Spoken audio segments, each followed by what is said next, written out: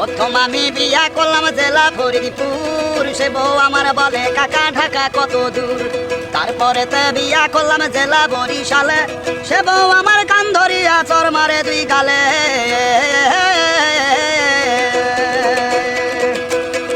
তারপরে তে বিয়া করলাম জেলা নোয়াখালী, সে বউ বলে হুইতা পর মাথায় পানি ঢালি।